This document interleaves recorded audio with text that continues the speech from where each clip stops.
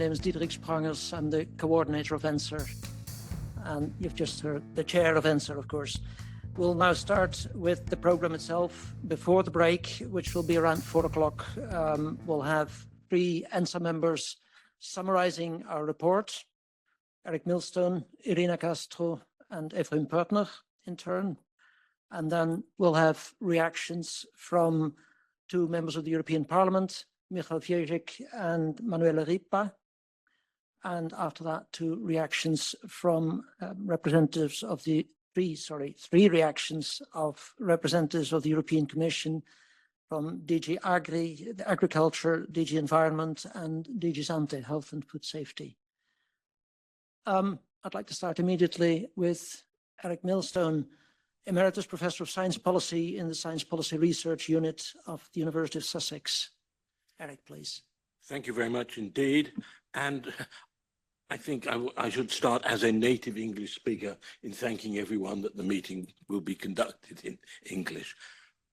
I am going to provide an analysis of the relationship and the interactions between scientific and political considerations in the particular context where policymakers need to decide how to regulate industrial technologies under the conditions of legislative mandates.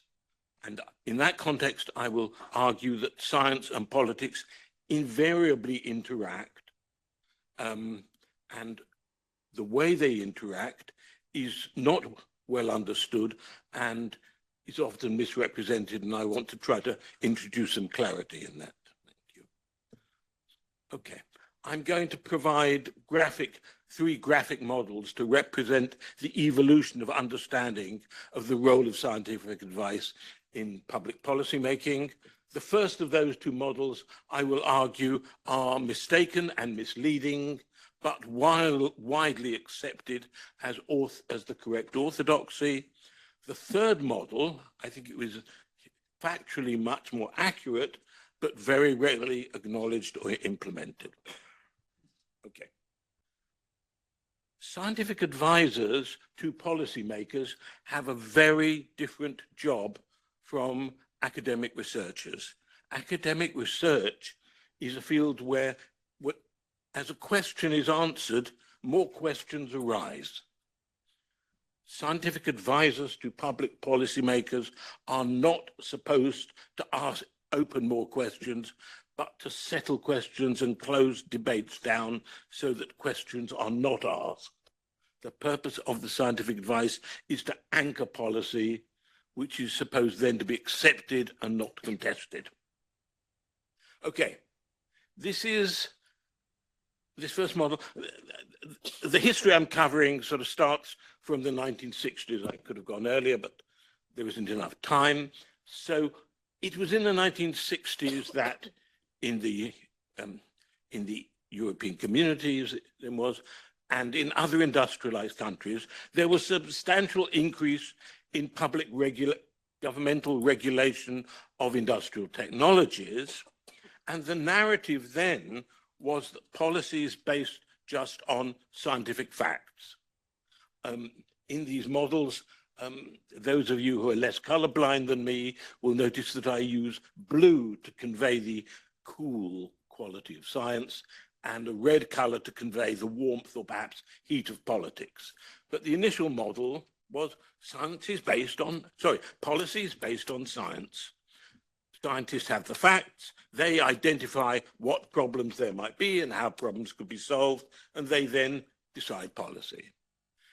And that was very convenient. It flattered the importance of the scientists, and it also protected public policymakers from having to take responsibility for difficult decisions. But it was always misleading. And so let's skip that. Life's too short. Let's keep going. It was misleading for several reasons. First of all, scientific evidence on which informs policy is rarely certain. It's frequently incomplete, equivocal, and uncertain. Different studies come to different results depending on how the studies are framed and conducted. Though traditionally, prior to the introduction of freedom of information legislation, it was relatively simple for regulatory institutions to conceal the uncertainties by saying that the evidence was commercially confidential. But freedom of information legislation transformed that. Freedom of information in the US was introduced in the 70s as a consequence of issues relating to the Vietnam War, but in the European Union not until this century. But once freedom of information was available, the uncertainties could no longer be concealed. So uncertain science cannot decide policy. But secondly, even if, as I say, per impossibile, if all scientific uncertainties were eliminated, facts can never decide policy choices. As English language philosophers like to say, you cannot derive an ought from an is. In order to get the policy conclusion as to what course of action has to be taken, certain value judgments must be involved. Facts on their own will never decide policy. So policy can never just follow the science, despite the rhetoric we get from government ministers and even officials in the European Commission. Science can indicate what is known and not known about the consequences of following or failing to follow a range of possible courses of action, but it cannot on its own decide policy. So an alternative model was needed, and it was developed. Yes, this is now, I want to represent this as the contemporary orthodoxy. And it has a name in my trade. It's called the Red Book model because it emerged, first of all, in a US National Research Council report in the 1970s, which was published in a bright red cover. And it's come to be known as the Red Book model. And it is a model which has two discrete stages. The assumption is the process starts with science. Scientific advisors gather the facts and they assess risks. And they then pass that assessment of risk over to policymakers, represented in the graphic in red, and they will take into consideration values, interest, practicality, what tools are available, what the consequences of following them, and what the cost of following them or not following them might be, and then they can choose the policy. And this, like that previous model, is linear and unidirectional. So on this model, science influences policy, but policy does not influence science. Now, I say this is the contemporary orthodoxy. It's embraced by EU institutions and pretty much certainly, well, and I would say at least all members of the OECD, which includes all member states of the European Union, and in many other jurisdictions too. But it is seriously misleading, however well established it is as an orthodoxy. I'll go on to the next model. And it's misleading because it fails to acknowledge that while science might influence the answers you give to a question, it cannot decide which questions get asked. Scientific assessments of risks in the context of regulatory institutions are invariably framed by a set of value-based assumptions, which, in the way I'll explain, have come to be called risk assessment policy assumptions.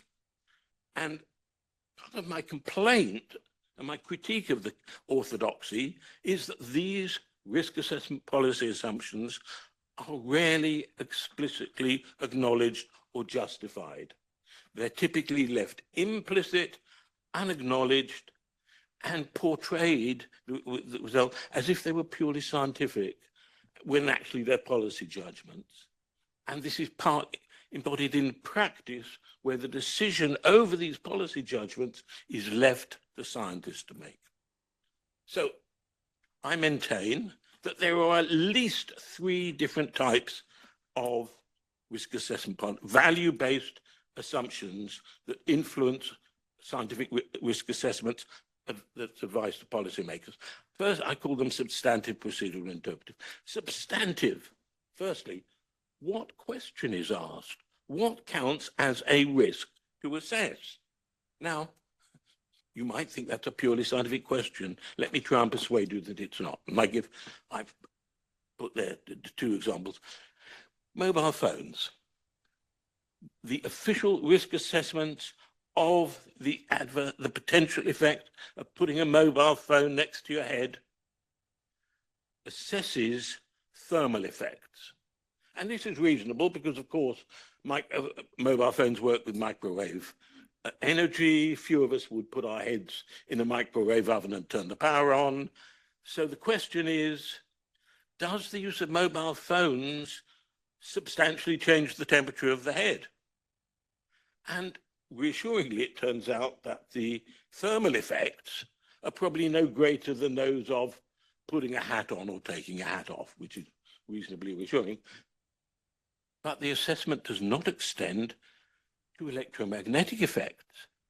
We know perfectly well that microwaves exert electromagnetic effects. If you're so reckless as to put a piece of iron-based or metal in a microwave oven and turn it on, you will see the sparks fly.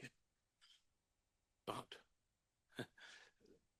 electromagnetic effects are outside the remit of the assessment of the potential effects of microwave ovens. Emulsifiers are a food additive, and they are assessed strictly in terms of toxicology. Are they toxic? And reassuringly, most of them are probably not. But what is the main health and adverse health effect of dietary health in Europe? It's overweight and obesity. And why are people increasingly overweight and obese? Because an increasing amount of oils and fats are contained in processed foods. And what enables the oils and fats to be included in processed food? The emulsifiers. So emulsifiers have a substantial effect on public health nutrition. But that's outside the terms of reference to the assessment. The question is posed of toxicologists and only toxicologists, and therefore in both microwaves and mobile phones and emulsifiers, the policy institutions frame their assessments in relatively narrow terms and look at some but not all of the potential problems.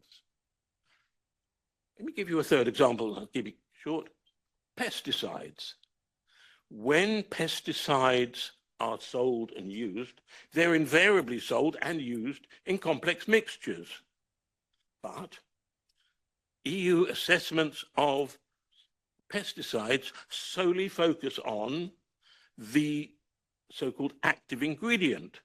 Now, that is a policy choice, and a policy choice endorsed by the scientific advisors because it suits their framing. And in this particular case, it's embedded in EU legislation. So this is a bit of risk assessment policy determined legislatively. The procedural risk assessment policy is pretty straightforward. You know, by what mechanism is the process conducted? Oh, yeah.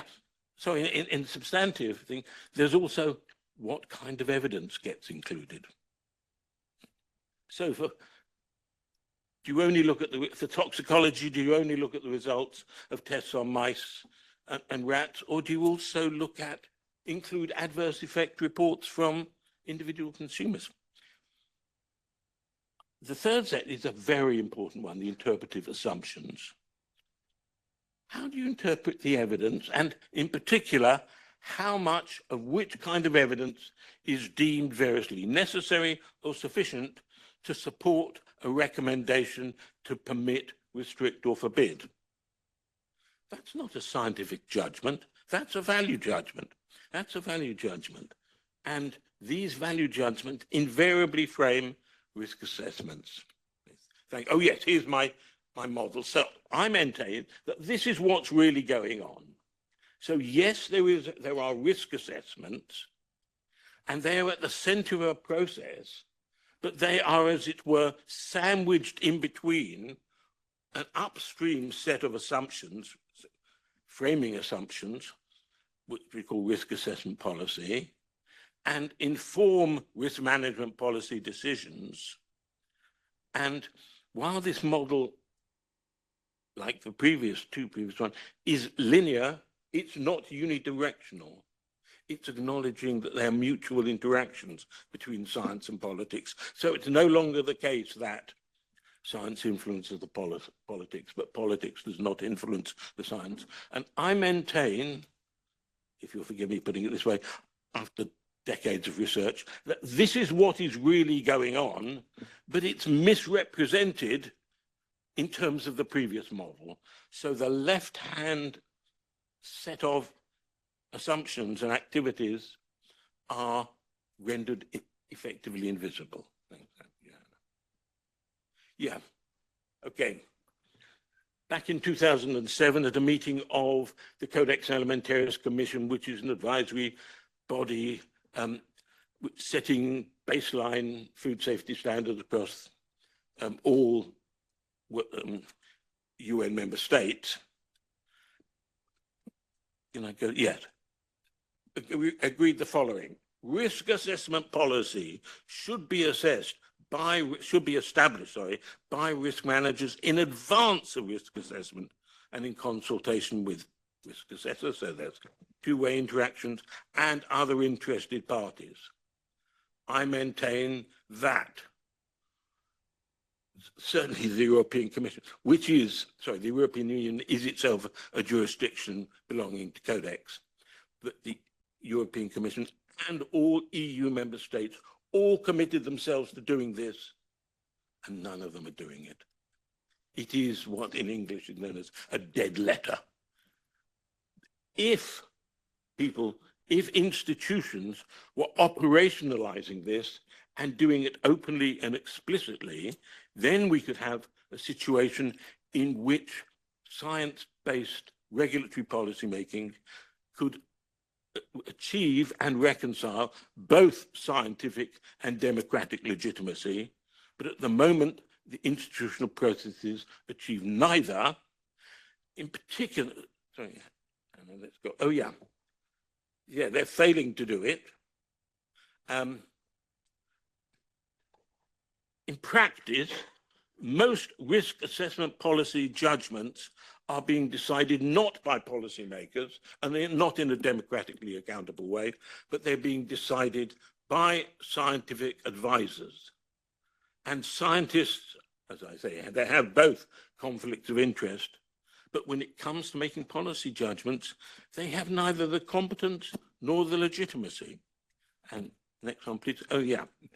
Yeah, so here's an example of some risk assessment policy guidance, which EFSA is doing for itself. It shouldn't be EFSA doing it for itself. It should be dissent. And it shouldn't be decided by EFSA for EFSA, but by Sante in consultation with other interested parties and in an accountable manner. Next one, please. Oh, yes. And too often, yeah, I know, too often, scientific advisors actually have important commercial conflicts of interest. There's regulatory gaps, and just illustrate it, here's a simple table, and it's a representation of judgments made by the European Food Safety Authority's assessment of the artificial sweetener aspartame back in 2013, and the two main horizontal rows are looking at studies that didn't indicate some harm and those that did. And the panel decided that, well, 62 out of 80, between 70 and 80% of the reassuring studies were reliable. But of the studies suggesting there might be harm, those deemed reliable was 0. None of them were considered acceptable, even though actually when you look at them, the scientific quality of the studies indicating harm were often significantly higher. So, for example, with larger samples and more detailed analysis than the reassuring studies. And that was because a large proportion of people on the panel were had conflicts of interest with the companies manufacturing or using aspartame. Okay. Yes, well, let's just finish. The only people that have the legitimacy and the competence to make the policy judgments are policymakers, and they are failing to deliver. Instead, they're hiding behind their scientists. I can recall an occasion when the policymakers said to a scientific advisor, "I will never hesitate to use you as my shield." But that's not the way it should be. So currently, science-based regulatory policies have neither scientific nor democratic legitimacy, and only if that undertaking made back in 2007 was implemented would scientific and democratic legitimacy be achieved. Thank you.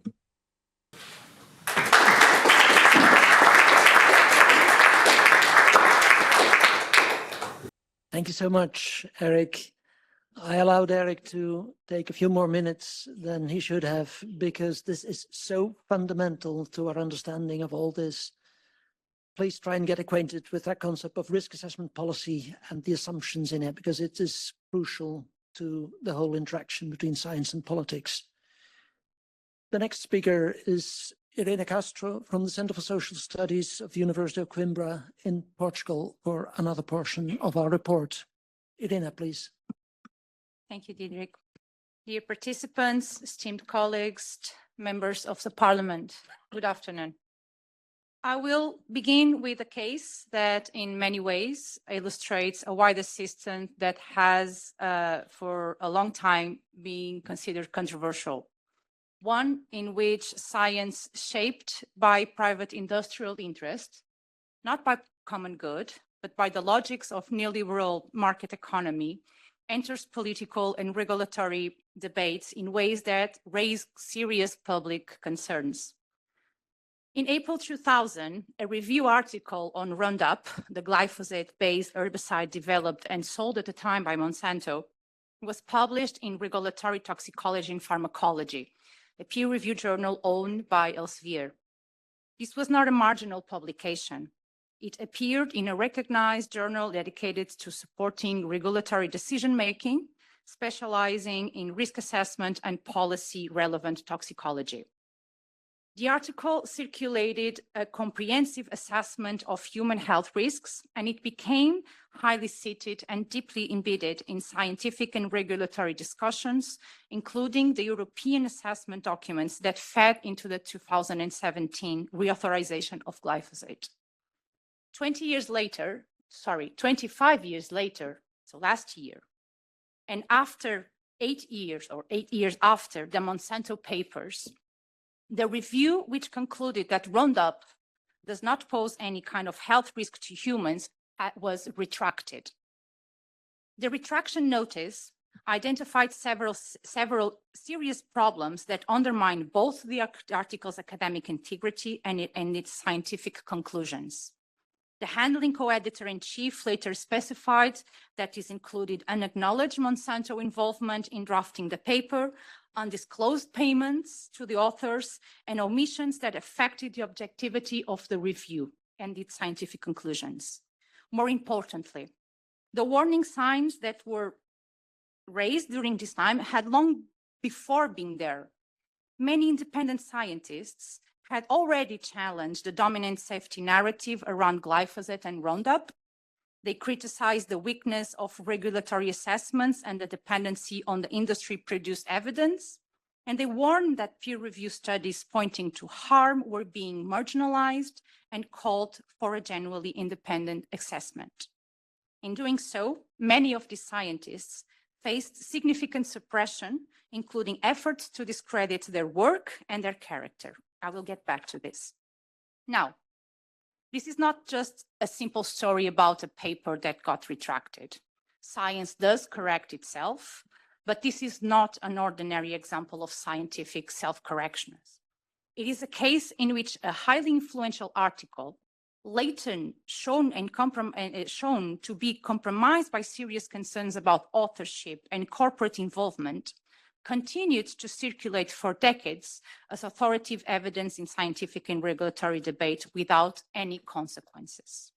And I think this is something that should concern all us in this room. Why? is it a concern for all? Well, because I think it forces us to ask a big question, asks to under what conditions scientific knowledge is allowed to take shape in public policy, and whether if those conditions are compatible with public protection, democratic accountability, and independent science. Too often, we assume that science will regulate itself and that transparency will emerge through good practices alone. But voluntary transparency is not the same as accountability, as we all know. And at present, too much of the way the science enters policy decisions still relies on voluntary disclosures. So why do we not regulate the relation between science and policy in ways comparable to other forms of influence? In the field of lobbying, we do not rely on the goodwill alone. We require registration. We impose reporting obligations. We create oversight mechanisms. In some jurisdictions, information is verified and sanctions are imposed when rules are broken and when fraud is committed. And when we recognize that where influence matters, accountability must be structured and strong. So the question actually is very simple.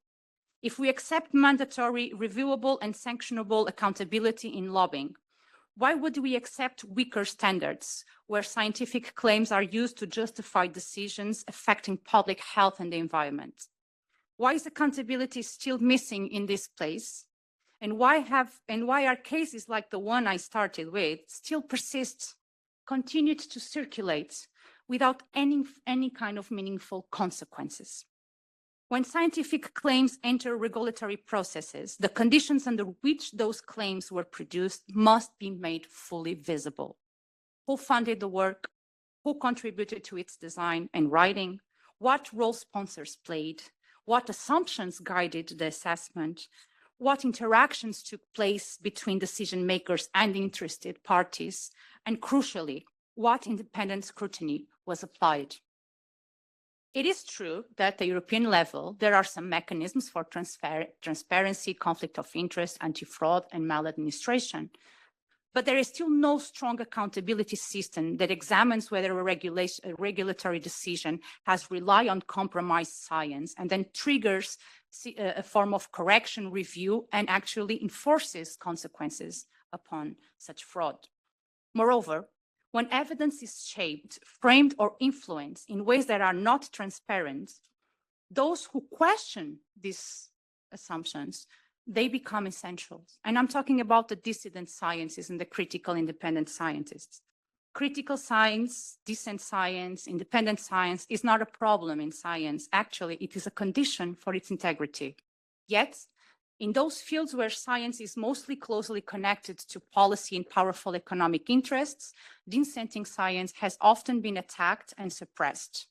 Scientists may face attacks on their credibility, obstacles to publication, loss of funding opportunities, legal intimidation, and in some cases, even direct threats to their physical well-being and life. And unfortunately, we have some of these scientists in the room who have been subjects of targets of threatenings like this. This is not incidental, and we have to be clear on that. If only certain kinds of knowledge can circulate without risk of being suppressed, and when they enter the policy, so when what enters the policy is already conditioned and does not account for the real state of the art. A trustworthy science policy system requires, therefore, not only good evidence, but also an understanding of the conditions under which different forms of evidence have been produced, expressed, and assessed. Let me conclude with 3 proposals from our report, which emerged from this conference we held in Athens last year. First, the EU should make efforts to comply with the statutory obligation to respect and implement a precautionary principle and stop violating it and allowing it to be undermined by the industry.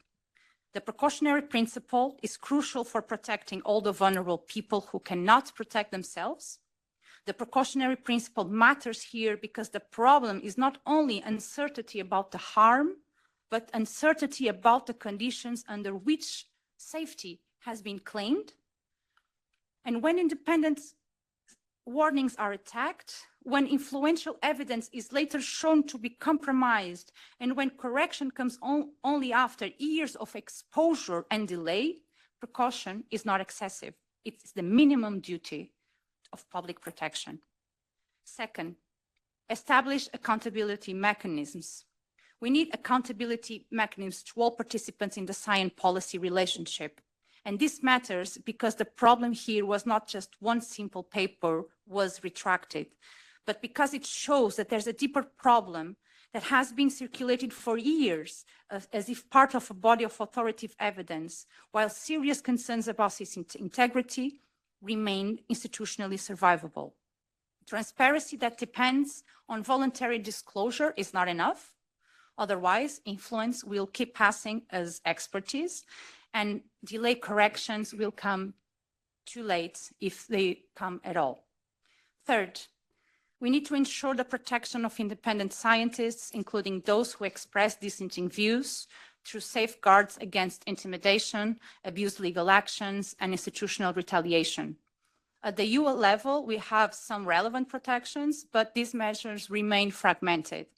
The Union still lacks a clear and robust mechanism specifically designed to protect independent scientists when dissent exposes them to intimidation and retaliation. Dear all, the issue before us is not whether science should inform policy, as Erik just demonstrated. It must inform, and it will inform. The issue is under what conditions, with what transparency, with what accountability mechanisms, and in whose interests.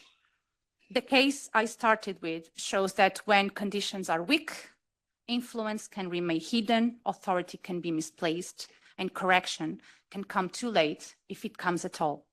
Europe has the tools, the legal principles, and the institutional capacity to do better. Thank you so much.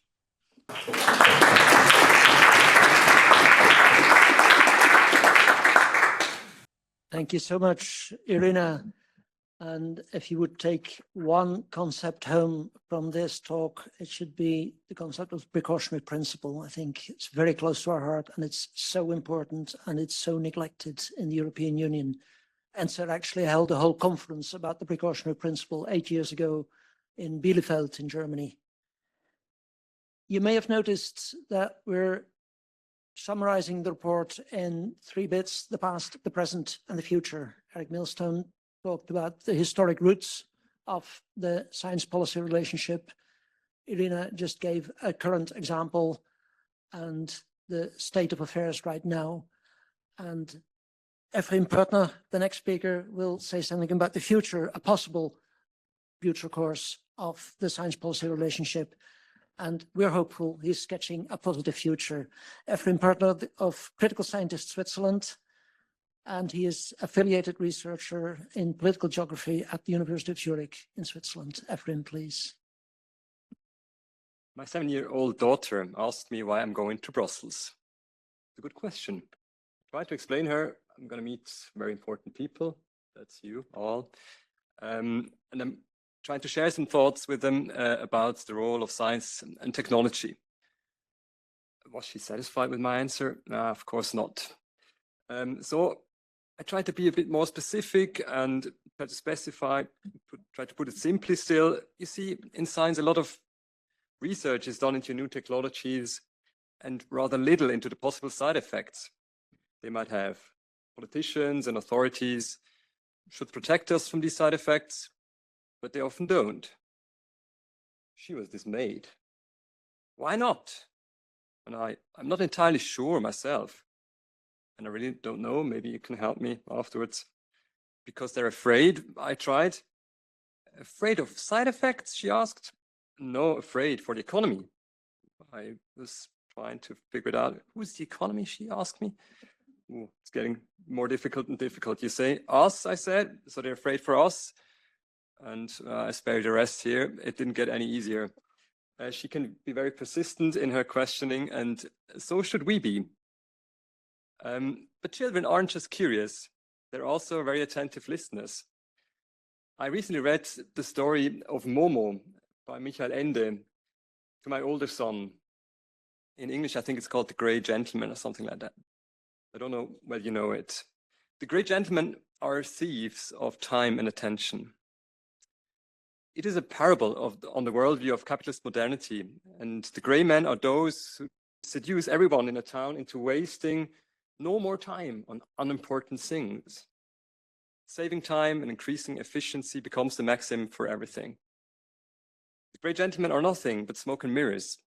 They only live off the stolen time of the people, and people who sacrifice their time and efforts to their worldview. So the great gentleman managed to keep people trapped in the treadmill of more and faster without them even realizing it anymore. Only the girl Momo can save them because she's very attentive and to what is actually going on. She realizes and she sees that it's wrong because what's going on devalues everything that makes us human. You may ask why I'm telling you all this. Because I want to encourage you, and that's my role in this third position, as Diederick indicated, to question what we all often take for granted. And then we'll arrive at the bigger questions. What's the purpose of science? Whom does it serve today? And whom should it serve, maybe? What is technology for? What does technology force upon us? Who benefits? Who loses? And in what ways may technologies make us human or prevent us from being human, prevent us from relating to each other, or attending to our social and ecological responsibilities? But I, of course, also have recommendations from the Conference of Athens for you. I'll start by giving you 3 straightforward points, more or less, to think about today, followed by a more challenging one at the end. Now you might ask at this point, what was the problem again? In brief, to summarize, corporations directly influence the risk assessments of their own products often. Corporations and economic stakeholders are increasingly dictating science policy according to their own interests and values. Keyword has been done, corporate capture before. And citizens, on the other hand, have hardly a say in science policy and research funding. And as you all know, this is nothing new. However, we think the EU could shift the tides by making just a few changes and at the same time appease my daughter by proving that the concern for people and well-being is greater than the concern for profit-making. The EU should simply ban corporate studies from the risk assessment of their products. Independent, publicly funded research is needed for this. You heard the glyphosate example from Irina before. Other evidence for this is pervasive. The late lessons abound. So label corporate science as such and exclude it from risk assessments. Then the EU should scale up public research massively, both in general and regarding technology risks and alternative technologies. Now you may ask, of course, how should this be funded? David G., who sits almost next to me, proposed a simple and elegant solution in Athens to this, a small tax on emerging harmful products distributed by panels of politically independent scientists. This will not only fund independent scientific research into risks, but also create incentives for the manufacturers to create safer alternatives. And the EU should also convene citizen assemblies to decide on at least a part of the research funding. Say, for example, 10% for a start of the current 10th Framework Program for Research and Innovation, FP10. This would be a good and not very risky start. Detailed proposals can be found in a Horizontaire report by Sciences Citoyennes and others. And now I've saved the hardest part for last. What should we do in the face of the great gentleman? Remember, the problem lies in our worldview. So it really gets to the heart of the things. But most adults don't even notice this anymore, like the people in town, because it runs so deep. So it's about time for a new worldview, a worldview of conviviality to show us the way. Conviviality here is not meant in the everyday use of the term in English or French as a friendly, warm, sociable atmosphere, but rather in the sense of the Spanish convivencia, where it implies harmonious, respectful relations and the norms that make life in common possible. This kind of conviviality requires humility and attentiveness. We heard the times of geopolitical turmoil and everything, and so the ability to cultivate constructive disagreements, even under pressure and in times of crisis, when the stakes are high, seems particularly important today.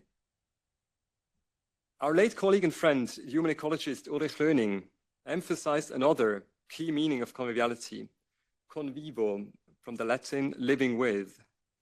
Conviviality in this sense means respecting and reckoning with the radical interconnectedness, indeed interdependence of all life.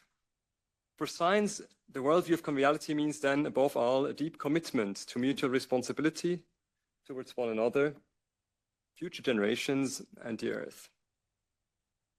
How can you actively promote this shift towards conviviality in science policymaking? First, make social and environmental responsibility a mandatory criterion for all EU funding in the field of research and innovation.